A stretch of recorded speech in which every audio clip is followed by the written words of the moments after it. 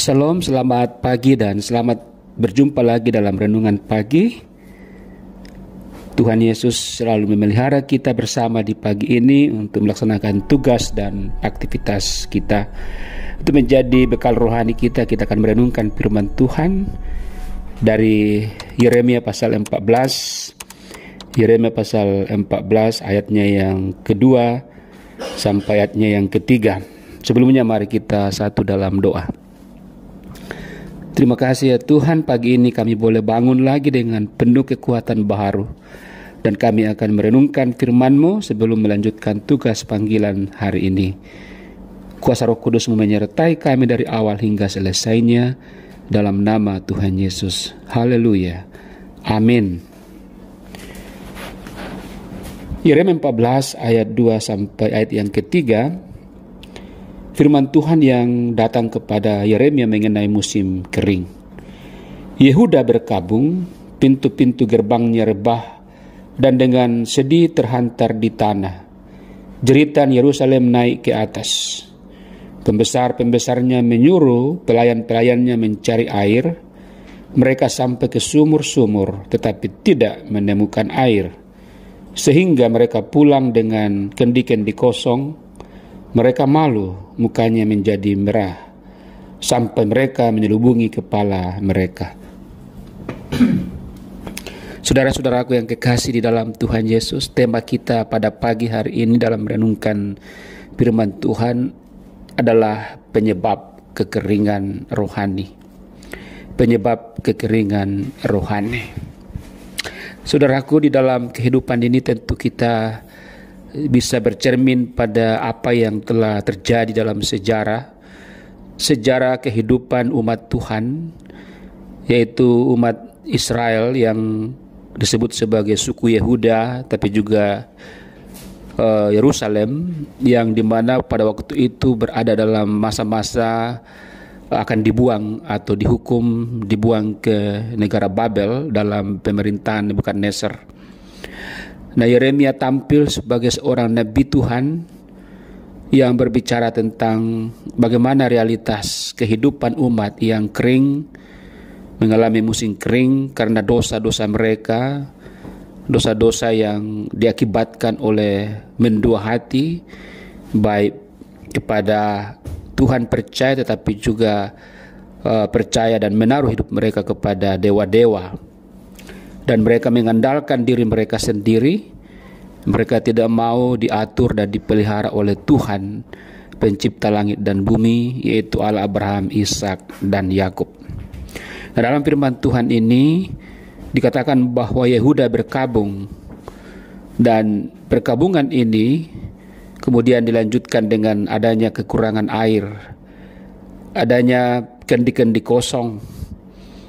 Mereka semua berada dalam berduka cita karena mereka dihukum oleh Allah karena dosa-dosa yang kita telah sebutkan tadi. Nah, kalau kita baca firman Tuhan ini maka jelas bahwa ketika manusia berdosa dan ditinggalkan oleh Tuhan, maka juga ekologi atau hewan alam ciptaan Tuhan, binatang, pohon-pohonan, rumput, dan air mengalami juga kesedihan atau kekeringan. Ada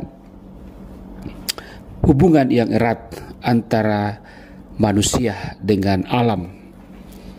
Kekeringan rohani digambarkan begitu rupa oleh Nabi Yeremia dengan mengatakan bahwa manusia berkabung, tetapi juga air menjadi kering, sumur-sumur menjadi kering, dan juga tidak ada lagi persediaan minuman untuk manusia.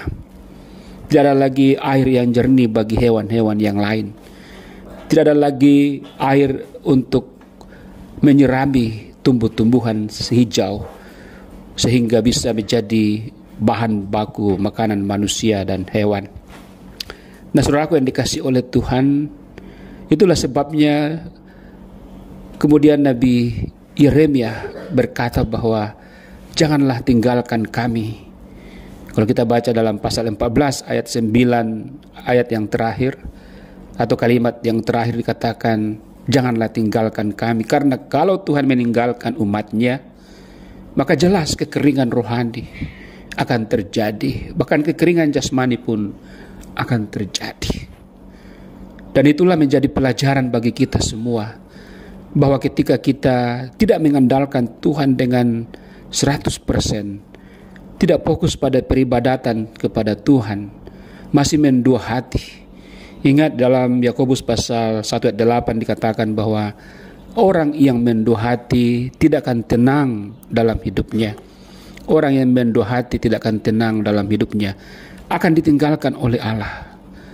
Dan kita tahu saudara-saudaraku bahwa ditinggalkan itu sangat menyakitkan. Ketika Tuhan Yesus pada waktu penyelamatan di Bukit Golgota, dia berbicara tentang Eli Eli lama sabachthani, ya Allahku, mengapa engkau meninggalkan aku. Sebuah kesedihan, sebuah kekeringan, sebuah keterbatasan yang luar biasa kalau tinggalkan oleh Allah di sorga, oleh Bapaknya. Bahkan juga dikatakan Tuhan Yesus di Bukit Golgota, aku haus karena bukan hanya haus karena minuman atau air duniawi, tapi haus karena ditinggalkan oleh Bapaknya. Dan oleh karena itu, apa yang harus kita lakukan sehingga kita tidak ditinggalkan oleh Allah? Apa yang harus kita lakukan hari ini supaya kita tidak ada dalam kekeringan rohani?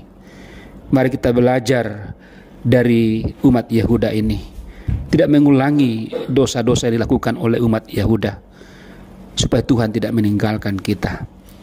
Hari ini yang pertama, lakukanlah tugas dan panggilan kita dengan baik, dengan menomorsatukan Tuhan di atas segala-galanya. Yang kedua, ketika kita mengalami kekurangan, jangan lari kepada ilah-ilah lain, tapi larilah kepada Tuhan yang menciptakan langit dan bumi dan segala isinya. Maka Dia akan memberikan solusi.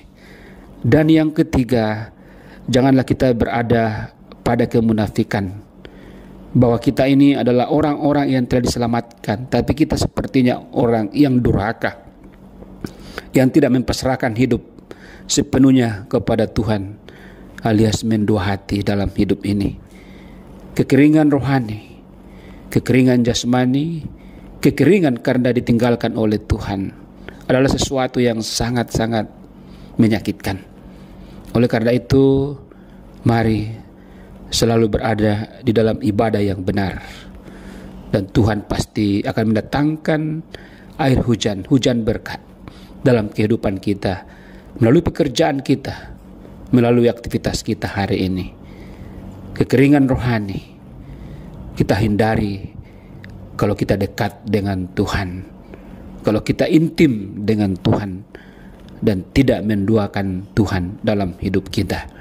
Selamat melawan kekeringan rohani dengan resep renungan firman Tuhan hari ini.